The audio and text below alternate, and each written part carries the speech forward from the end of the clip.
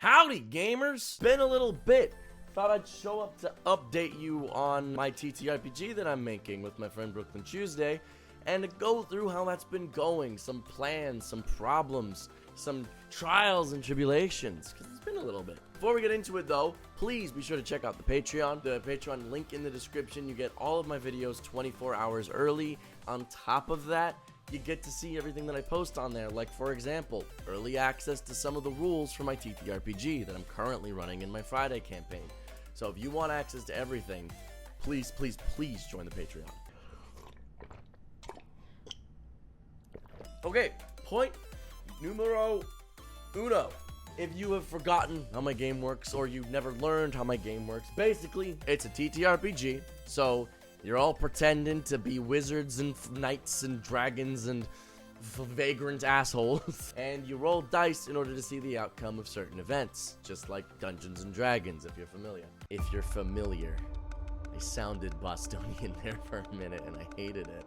I don't have a problem with sounding Bostonian, I just don't want it. It's not my accent. How those games works is you have a d20. Look at that. Look at this bad boy.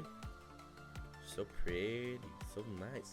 And in our game, in most games, you roll your d20 and then you add a number to it, and then that tells you the result of the roll. But our game is different. Our game, you have your primary dice, once again, so pretty, and you have a fistful of what we call secondary dice. Boom, big reveal. It's smaller dice. And in this game, you roll those as well as your primary dice to determine the outcome of the rolls. This system is really fun. As a result, there are lots of abilities that allow people to add more dice, subtract dice.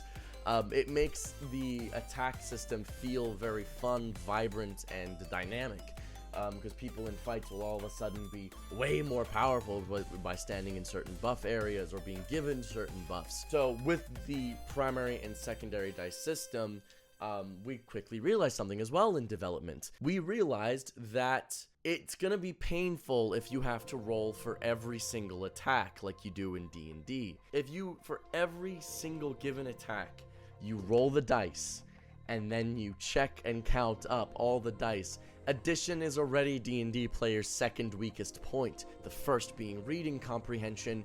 How the fuck are they going to be able to do this for every single attack that someone can make? For reference, in D&D, it is not uncommon to, at high level, be rolling anywhere from 6 to 8 attacks a turn. So that presented a problem to us, which we quickly solved. We made it so that you only attack once per action. Each action will have as many attacks as it makes, but you only roll once to see if all of them hit. But this presented another problem, because now there goes the variability of D&D, of Pathfinder, of all these other great games, that part of the fun is not knowing which attacks will hit, which will miss. So then we came up with a solution. Determining by your secondary dice. If your secondary dice roll well, you add additional hits. And if you roll poorly, like for example the dreaded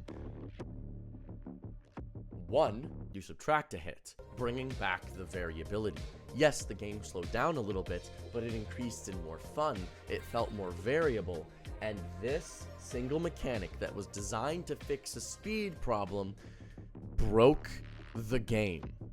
It completely destroyed the balance that we had cultivated in the game, that I had mathematically made using an application that my brother made for me to help figure out the math. The balance was shot to pieces because this game was based around buffing people's secondary dice and adding on secondary dice. The chance that you roll high, a 5 or a 6, is higher than rolling a 1. And as a result, if you buffed someone's secondary dice enough, all of a sudden, they're making an uncountably large number of attacks at level 3. In the first playtest session, one player who at standard only had 2 attacks was given a single buff in a single turn, and that very next turn was rolling 8 secondary dice and made an additional 6 attacks, dealing 600 damage, because our crit system is also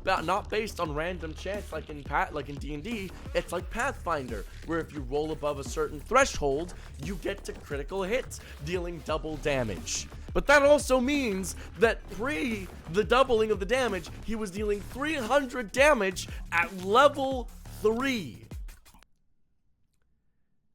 Our system has more hit points than most, but that was crazy. The game broke, and everything broke as a result. Brooke and I had many sessions following that discussing what we're gonna do. Our attack system, either we had to make it so that there's no additional attacks, you don't cheat out extra hits at all, which would get rid of the problem, but make the game less variable and less interesting. Or make it so you have to roll for every attack, but that would make the game take 7 years. And so we started questioning the dice system that made me want to make this game in the first place, the secondary dice, the one thing that felt unique about my game. But I had a brain blast. I was about to go into another design meeting, and all of a sudden, I had an idea for how to fix. We were once again going to be addressing this problem, and I finally thought I had solved it. You see, in our game, you have a dice rank. This dictates the size of the dice that you use. Levels 1 through 3 use D4s, little pointy bastards. Levels 5 through 10 use D6s. Levels 11 through 15 use D8s. 16 through 20 use the D10. And these little top looking ones. And finally, level 20 plus uses the very underutilized D12. Look how pretty this is. Gorgeous. With all of these dice, there's an associated rank. You're given dice rank 1 for the D4, 2 for the D6, 3 for the D8, 4 for the D10, and finally 5 for the D12. 1, 2, 3, 4, 5. This makes up what you could almost call our game's proficiency bonus, to use a D&D term, and that's when it clicked. You can cheat out as many extra hits as your dice rank. This meant that at low levels, you're not able to make 6 extra attacks. Komai, you know who you fucking are. The trauma that poor bandit faced. He had 30 health. But no longer can you cheat out attacks so crazily at low levels. And then at high levels, when you are supposed to be dealing that much damage, you are capable of dealing that much damage. And it's all still tied to the chance of your secondary dice.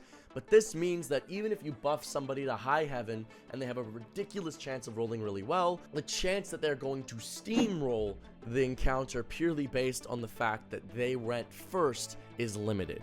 And this system, this single system, is how we overcame the first everything broke stage of our ttrpg.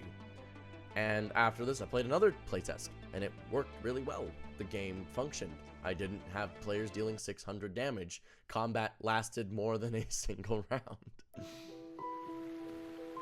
So this has been an episode from the Game Dev Diaries. Some people have been asking, when's this game going to be out? Start looking for it probably next year. Start getting a little bit more excited for it. Right now we're in the early playtest stage. In a few weeks though, on my Patreon, I am planning on finally releasing the proto classes. If you want to start trying out versions of this game, really early versions. I cannot stress how early this game is. We still haven't built out full spell lists and whatnot. But this has been an entry in developing this game, and I hope you all can be as excited for it as I am when it finally comes out. Project Stacks is shaping up to be a completely unique TTRPG experience, and mechanics are really interesting, and I'm super excited for you all to see it. But thank you all so much for watching. Please click the like button if you like this, subscribe if you want to see more, and please join the Patreon if you want to get early access to all my videos 24 hours early. Thank you. Get the fuck out of my house.